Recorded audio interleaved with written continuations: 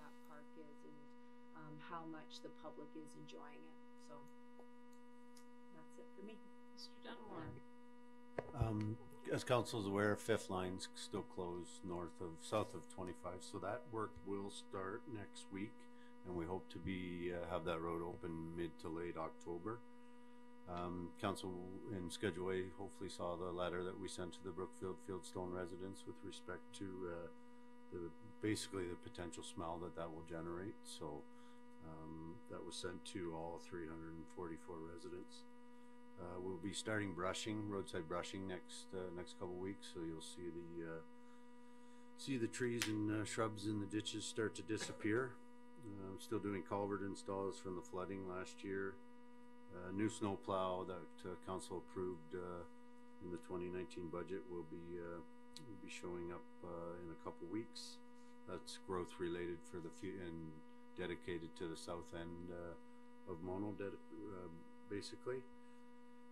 Seventh line speed delegation presented by the Campbell family. That I will have a report back the October 8th next meeting with respect to the results of that and a recommendation on the same. Like Les mentioned, budget. I thought we had a deadline, but apparently we don't. So that's good. What I don't get, I make it up. I'll be attending the town hall meeting at Malmer on Saturday. There's sort of on the 28th, there's a pop-up group called Bag the Frag. I want to sort of just meet them, understand what they're doing and what their intentions are with Fragmites. They're talking about the Mono Amaranth town line in their Instagram post. So I want to get to them, talk about communications, let them make them aware of Mr. Nix and the Headwaters Committee. And I'll also be attending a meeting at the Orangeville Hospital with respect to another Phragmites group that seems to be popping up. And that group is focused on a Dufferin County-wide initiative. So as you're aware, Phragmites is alive and well. We have 68 Fred and counting locations in Mono. I want to ensure that there's safety involved and resident notification of these groups, and talk to them about not so much the great effort that they're doing, but the process of how they plan to move forward with it, and hopefully introduce them to the groups that are existing already. So, and say road safety, obviously, and the definition between private and town property. So There is a Facebook group. It's Mono, Melanchthon, Amaranth, I think. I was asked to join, so I joined it. I okay. didn't really sort of, but Are they using the hashtag? Is that the hashtag Bag the Frag? I think it's Okay, good. So they have a booth. They did a delegation at Malmer Council last council meeting, I believe, and I think they have a booth or a table at the town hall meeting in Malmer. So I'm going to try and stop by on the 28th just to say hi and introduce Mono and talk with them about their plan. Okay. Thank you, Mayor Ryan. There's a lot, but I'm going to just try and focus on the main big stuff here. So there's a meeting on September 30th for the Omafra mapping. I'll be there. There will be other municipalities there, and the province will be there. There's also a request out from the Ontario Growth Secretariat regarding the provincial growth plan changes. That's towards the end of the first week of October.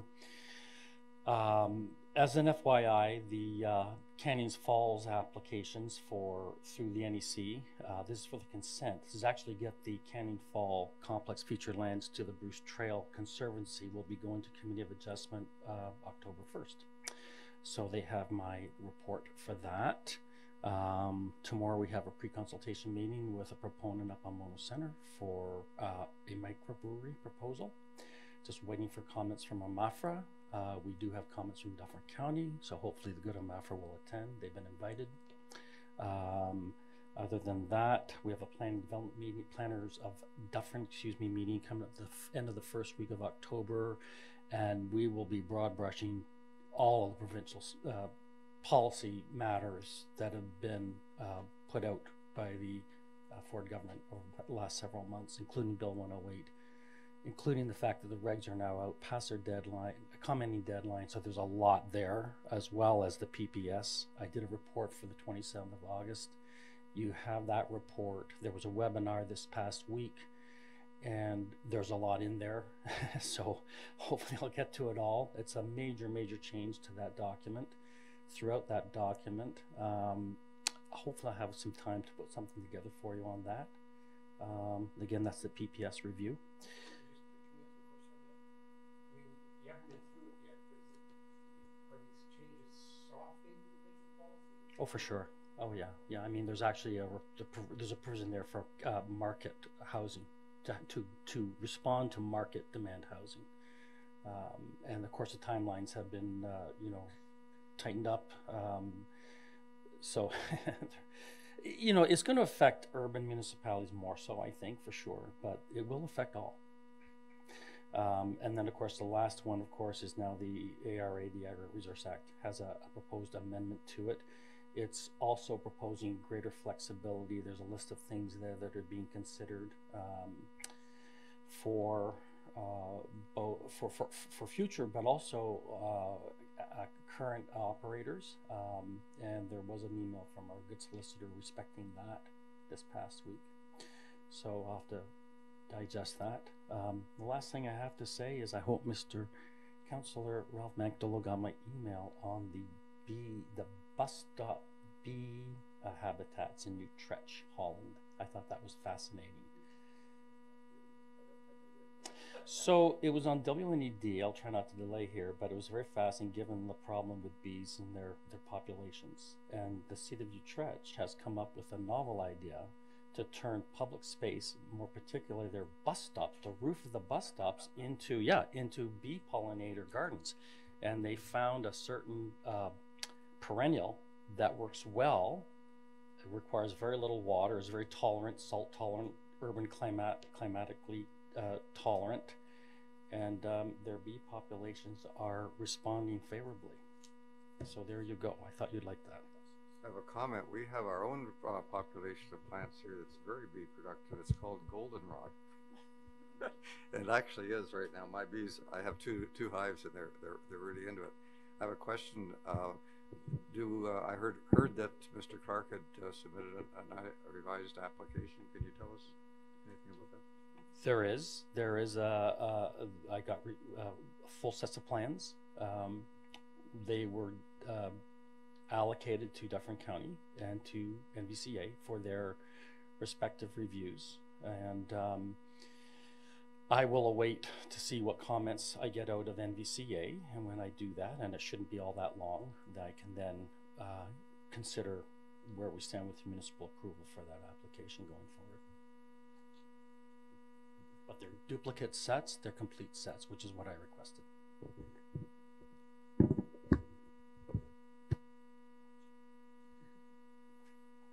you have anything that you'd like to report, Mr. Simpson? All I have to report is that I won't be here next week, as I'll be on a week's holidays, and that's everything from me.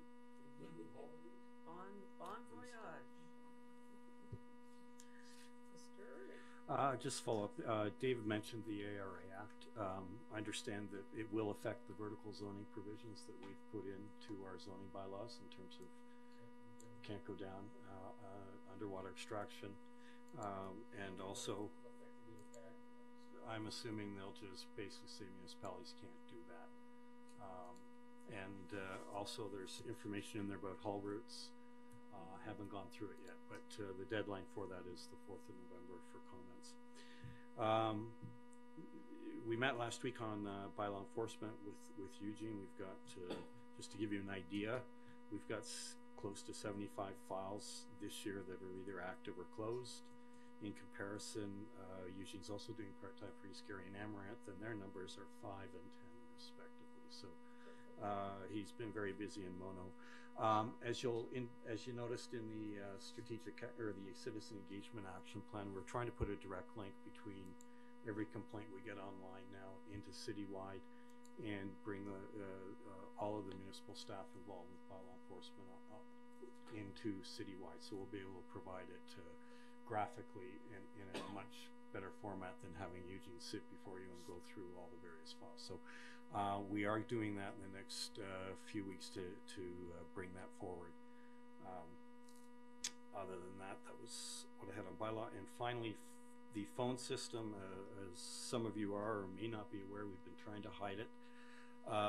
We've had some serious issues with our phone system. We're generally 2 to 3 hours out, depending on whether we're in daylight savings time or not. We've had internal issues, and we're now in the process of implementing a new phone system.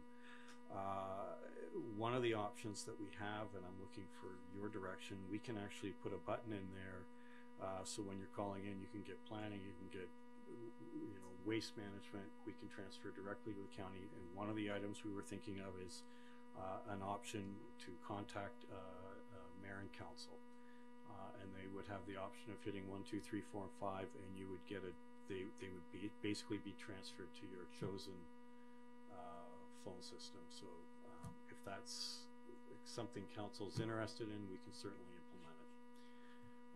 Otherwise, we're taking the message and sending it to you anyways by email. So just wondering what your thoughts were. We're close to implementing this, and if it's something you want to look at.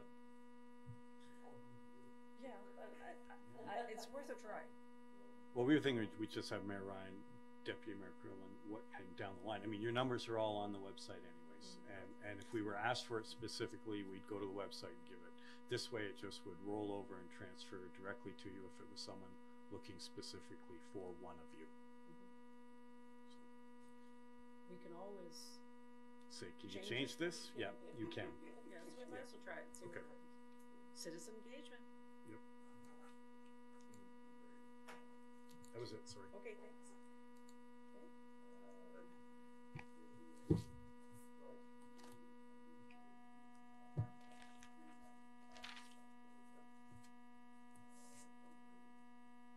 Okay. Thank you. Some of the Pollinator Garden volunteers will be taking part in that and assisting Fred, as will I, to a slight extent. The Pollinator Garden is taking part in the farm tour, not as they'd originally approached us, but we're having a booth at one of the farms, which would be an information booth, will be manned by a couple of our people. We're having our first school group for this year. The way that functions is it's a 2-day thing. One of our volunteers, usually Helen Derry, goes into the school, talks to the kids, and then they come to the Pollinator Garden the next day for a half day, and they do some things, some planting of various things. I think it's a wonderfully beneficial thing to do, and you're influencing children in all the right ways. With respect to healthcare, Stacey Doves is retiring from as the CEO for Headwaters Hospital, I think for family reasons, and there's a party in her honor in another days or so. Second, thank you. And I mentioned that the last time we were a little bit rushed about the Ontario Health Teams, and maybe we're not quite as rushed today, but the Ontario Health Teams are going to affect all of us. The application for the Headwaters Health Team, which involves about 70 physicians involving people from Shelburne, Orangeville, and some from Caledon, physicians I should say from Shelburne, Orangeville, and Caledon, will be involved in this. And how this is going to work out, nobody really knows. There's been some significant effort by the people putting together this plan to try and get the major players to come together and recognize that they have to see the bigger picture rather than their own little picture, which is, of course, what's you're responsible for taking care of your hospital or for your ambulance service or whatever. There's going to be at one time there will be an envelope which is given to the health team, and you have to divide it up and share it among everybody. So this is going to be a very interesting process, and it will see whether it affects healthcare or not. Hopefully it affects it in a more positive than a negative way. You know, the idea is that we have everybody connected together so that when something happens, say at the hospital, that the message goes to their respective people, whether it's a physiotherapist, it's an out person, or it's the ambulance service, or it's a physician, etc., and that there's more integrated healthcare. That's the goal. And I this the person who was very involved with our rowing club and with Mona was a chap named Jerry Daly, who died by an accident falling downstairs. And so we had a celebration of his life last Sunday. It involved Jerry and a group of, involved the rowing club and a group of bikers that he hiked with, and it was a very good way of saying goodbye and remembering him. That was Jerry Daly. Thank you.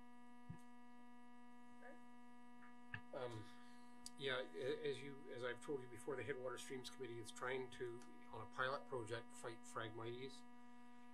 We have 4 sites. I'll be going out tomorrow, and each of these sites is unique, and each method we've tried is different. So we'll be writing a report. In fact, it'll be Karen Morrison who will prepare a report on that. The one I'm doing tomorrow, by the way, the reason it's so late in the summer is I had to get a permit from the county to actually go on a ditch on a county road and dig out Phragmites, but I got the permit. The second thing I should just tell you, which I just learned, Sharon, Shelburne District Fire Board, this may or may not affect our budget less, but we just lost a truck, our small truck. It was T-boned, and I don't know how much the insurance company's going to pay for that, but we've got to replace that truck. The Baker Creek, as you know, we've been working on that for years. The NVCA is in there today. If you go by there and see there is heavy machinery in there. They're narrowing the channel. Our committee authorized, I'll catch you up the numbers later, but $1,100 for that heavy machinery that we'll be paying for, so that comes out of our budget.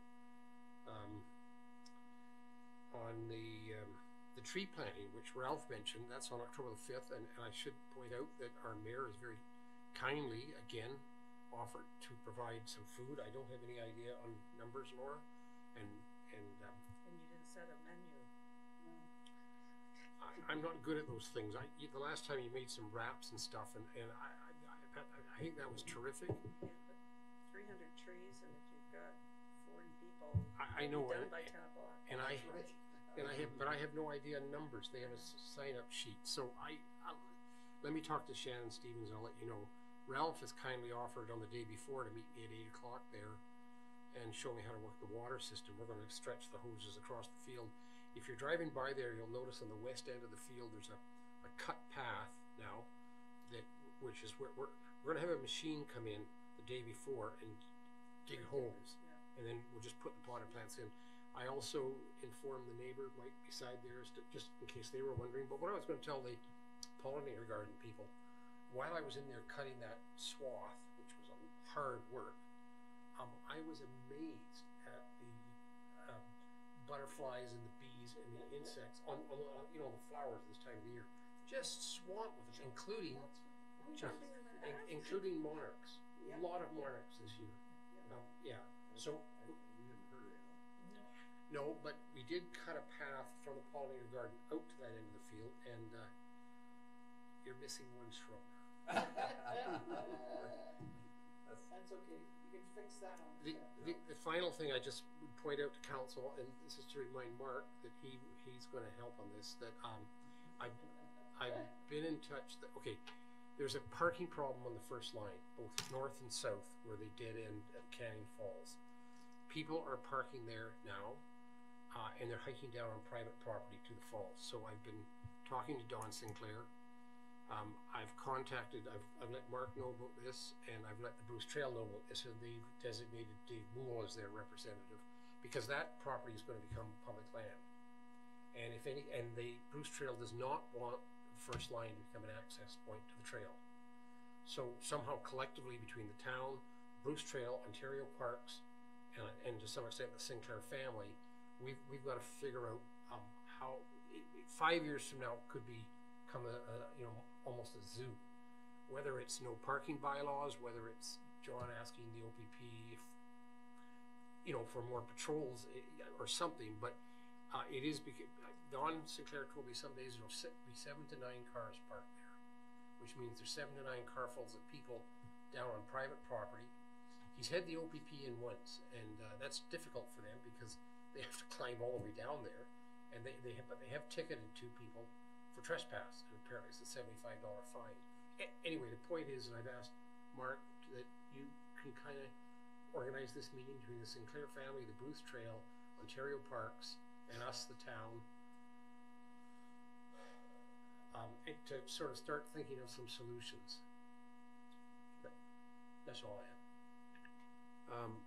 Just apropos of parking and the Bruce Trail, you have to be sure that Bruce Trail isn't promoting parking in that area.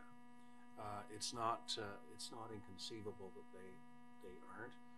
They promote parking on the road allowance adjacent to my property. Basically, they mark it as a place where you can park. I have mixed feelings about that, but it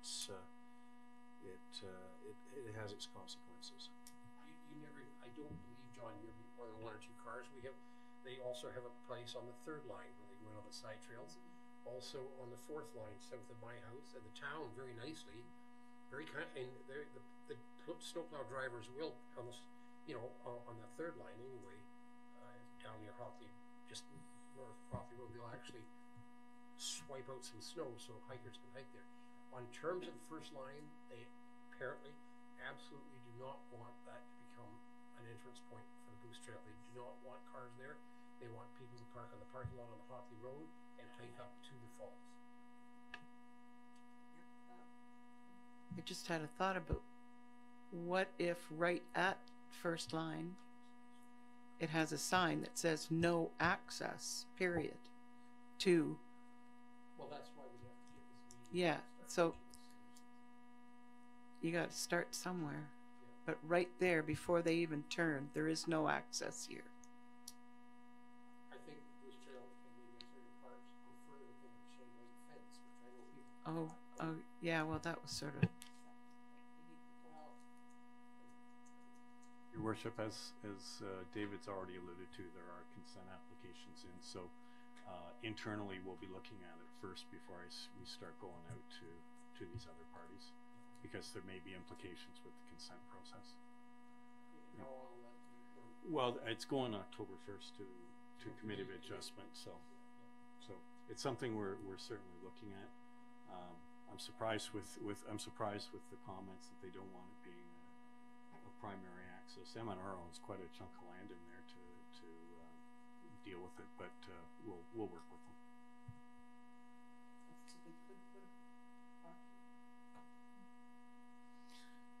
Okay, just to let council members know that the county has passed a resolution not to extend the agreement with the Headwaters Tourism after December 31st this year.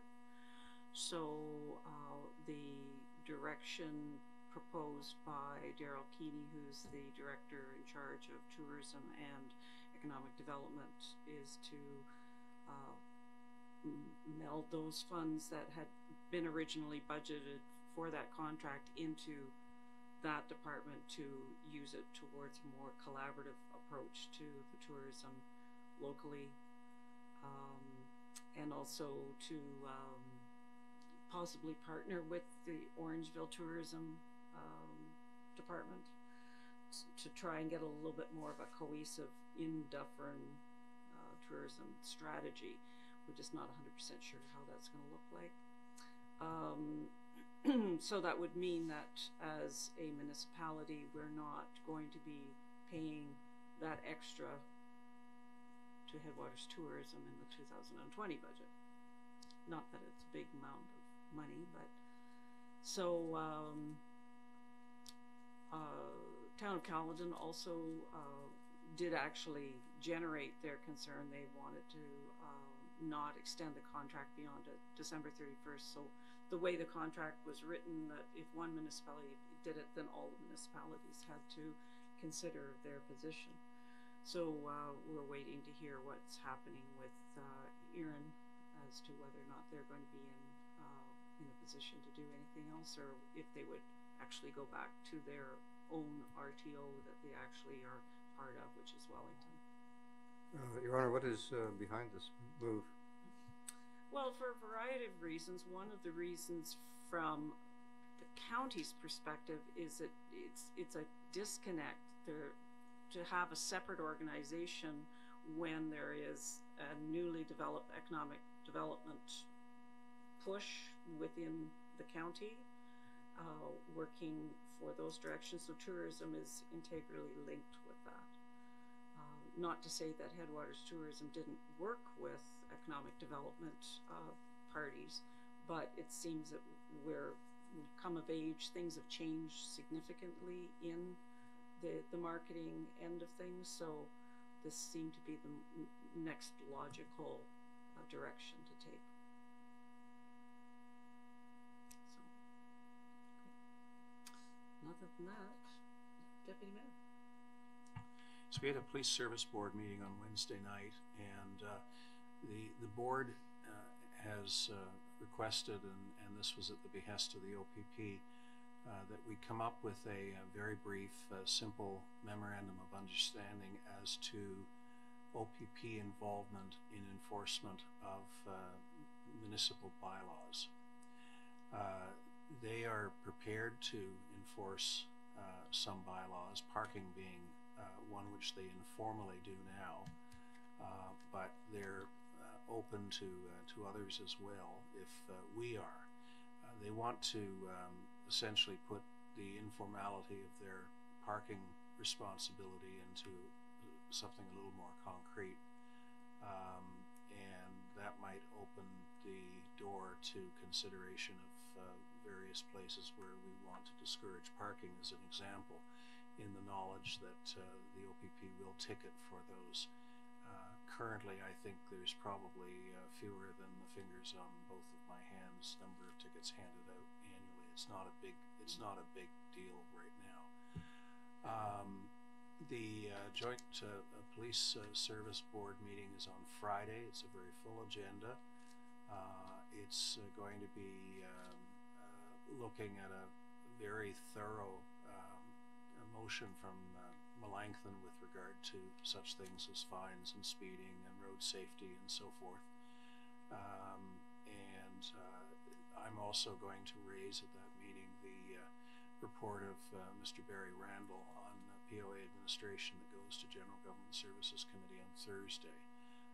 He is recommending that we continue our relationship with the town of Caledon with some significant improvements to the agreement, and he has made what I think is a fairly compelling argument that contrary to the belief that many of us had that we were overpaying for the administration, that in fact it's probably an appropriate level with some significant improvements in the memorandum of understanding, as well as better attempts to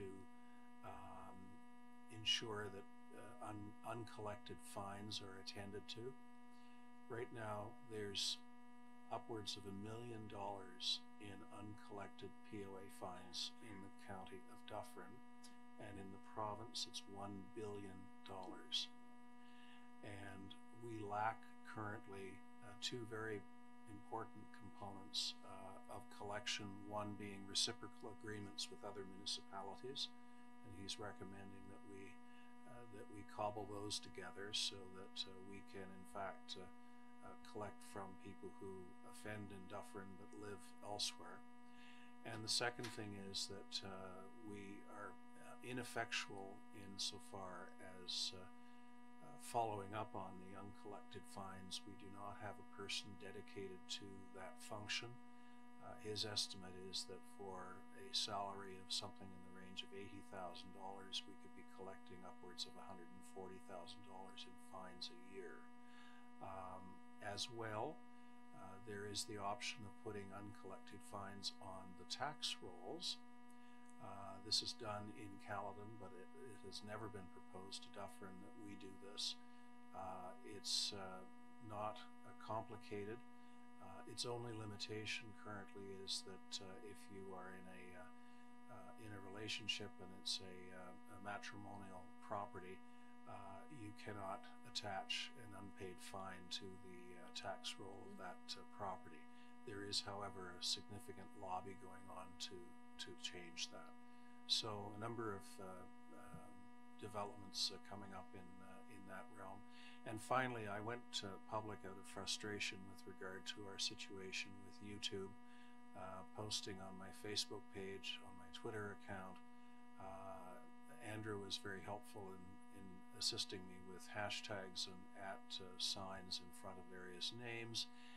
And so far, apart from a lot of sympathy from local residents and outrage, crickets from the YouTube and Google side. I have a plan B, which I will probably go to next week, but I still think it's outrageous that we've been cut off without explanation or the opportunity to present our side of the case. I have a question for Joel. The safety task force, we haven't got a report yet, and I think it's incumbent upon, well, you in the first instance to draft it. We should have it before. I have a feeling there might be budget implications coming from that report. Next couple of weeks, I've started writing it. It's the next couple of weeks. Yes. Did Nikki have a draft MOU, or does she have a working document that they're using elsewhere? We asked her if she could Okay, find I'll something. contact her Yes. directly then. I was just curious. And the other thing that was raised at the police service board was the ride grant, and apparently that is that has been prepared and I think submitted, and it's all sort of automatic. But you may want to follow up with her with regard to the ride grant as well. Okay, thank you.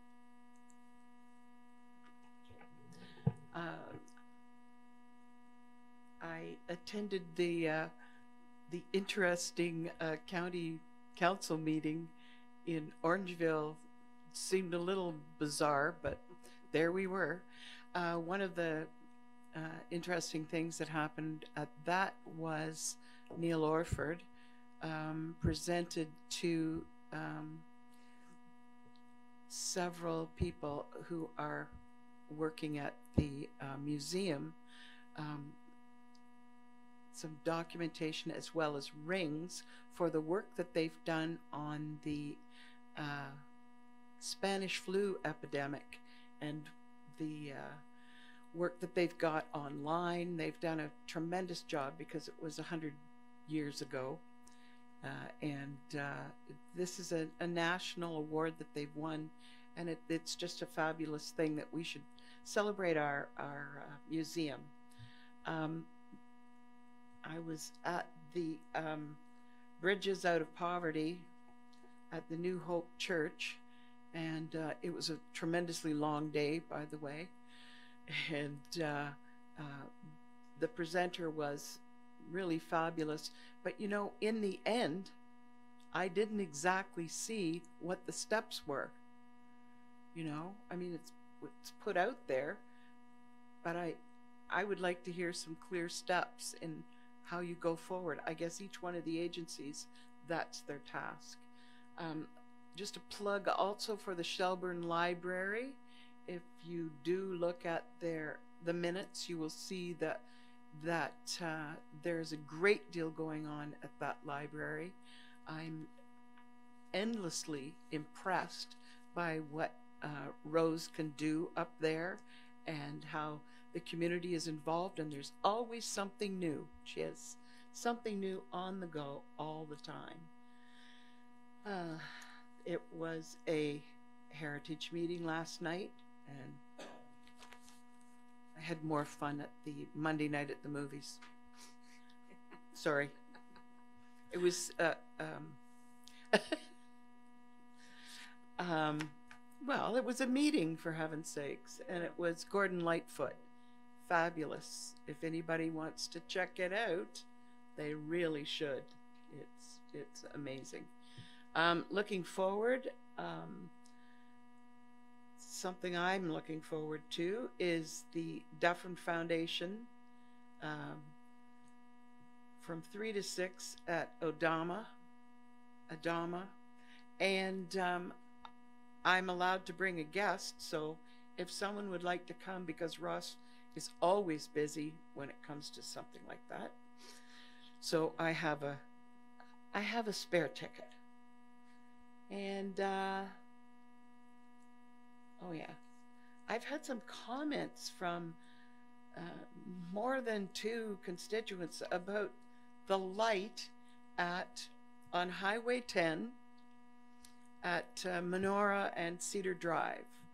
That it's It's stuck coming on. down, it's stuck because ever since the new pavement has gone in, it stays on and there's nothing happening going across Highway 10.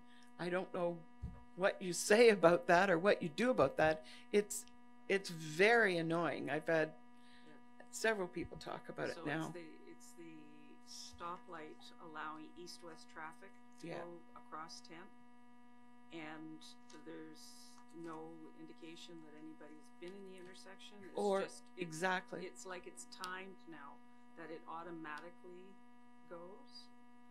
And I have actually witnessed somebody coming north on 10, and there was nobody coming south, red light, and they just went.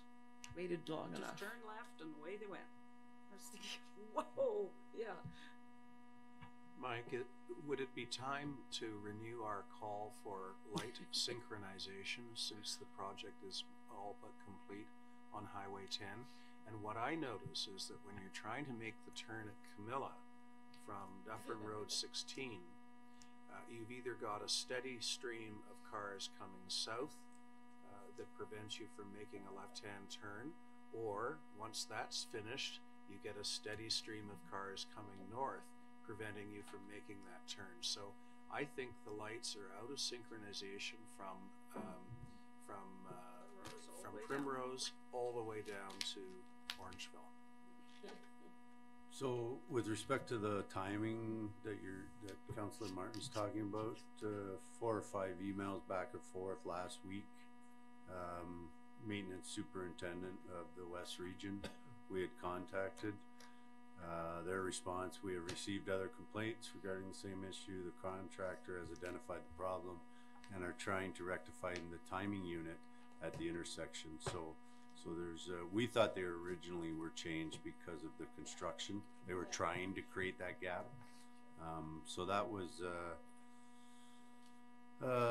September 10th, those conversations started with, so they've identified that there is a problem. With respect to the group of synchronized light timing, since Mono didn't own any of the roads, we contacted the County of Dufferin, Scott Burns,